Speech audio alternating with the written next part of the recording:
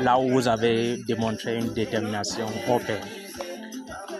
Comment vous sentez être sommiste aujourd'hui? Disons que c'est d'abord avec beaucoup de plaisir, parce que je considère que c'est un grand sujet de satisfaction d'avoir à recevoir ce prix qui est un symbole dans le cadre des randonnées que nous effectuons tous les week-ends, que ce soit à Yaoundé ou en dehors de Yaoundé, disons au Cameroun. Je suis donc extrêmement heureux parce que c'est un signe d'encouragement. La randonnée, c'est un esprit de découverte, mais c'est aussi un esprit de solidarité, de collectivité, d'abnégation, de détermination. Et je pense qu'à travers ce prix, c'est ici le symbole justement de tout cela, parce que le Mont Cameroun, c'est un exercice difficile. C'est un exercice qui vous demande d'aller chercher dans vos entrailles. Et donc, je voudrais dire merci à Djabama pour cet effort, mais aussi merci au tourisme qui les accompagne de temps à autre dans leurs initiatives. Selon nos sources, vous avez été accompagné par une agence de tourisme, Djabama Cameroun, qui fait voyager plusieurs Camerounais et même les expatriés chaque année pour découvrir les différents sites touristiques de ce beau pays, le Cameroun. Est-ce qu'aujourd'hui, vous pouvez recommander Djabama Cameroun à un frère, un ami ou un expatrié au Cameroun pour voyager et se détendre?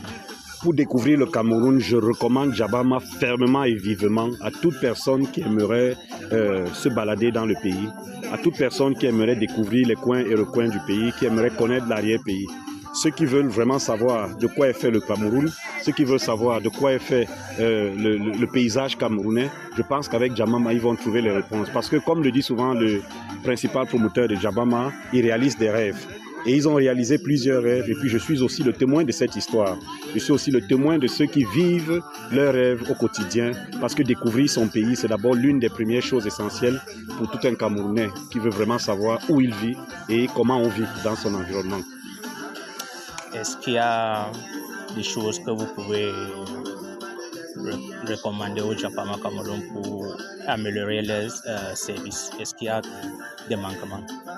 Djabama, c'est une organisation humaine, donc forcément, il y aura des choses qui ne marchent pas, ou alors disons qu'il y a des défis importants.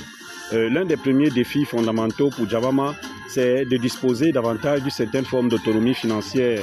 Djabama a besoin de la logistique parce que Djabama organise plusieurs voyages. Il a besoin par exemple d'acquérir des bus, d'avoir ce type de logistique qui lui permet d'être autonome à un certain niveau. Donc il faut trouver du financement et puis du bon partenariat.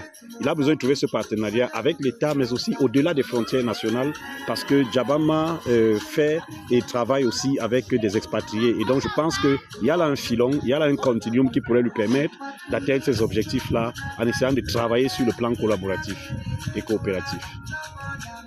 Hormis de votre casquette de sommiste, vous êtes enseignant universitaire, oui, et vous venez de sortir un livre. Est-ce que vous pouvez parler un peu de votre livre? Oh, merci pour l'occasion. Mon livre, en fait, le dernier ouvrage, c'est un ouvrage qui parle de la contre-insurrection. En fait, c'est quoi? C'est une stratégie multidimensionnelle de lutte contre les menaces qui portent atteinte à l'autorité, à la centralité, à la territorialité et à la souveraineté de l'État. Et donc, dans cet ouvrage-là, je m'appuie essentiellement sur des groupes terroristes comme Boko Haram, afin que les États du bassin du lac Tchad puissent davantage combiner leurs efforts au plan coopératif, leurs efforts au plan militaire, politique, social, économique et psychologique pour pouvoir vaincre la menace. Parce que vaincre le terrorisme, ce n'est pas seulement un paramètre militaire, mais c'est aussi un outil humanitaire, mais aussi sécuritaire dans le centre de la sécurité humaine, c'est-à-dire couvrant ces 7 dimensions. Donc l'ouvrage essaye de poser les bases, de montrer comment l'opération s'est déroulée au niveau du bassin du lac Tchad. Il présente des défis et il présente aussi quelques perspectives stratégiques et opérationnelles sur la question. Voilà ce qui est contenu dans l'ouvrage. Merci. C'est moi qui vous dis merci. Merci pour cette interview.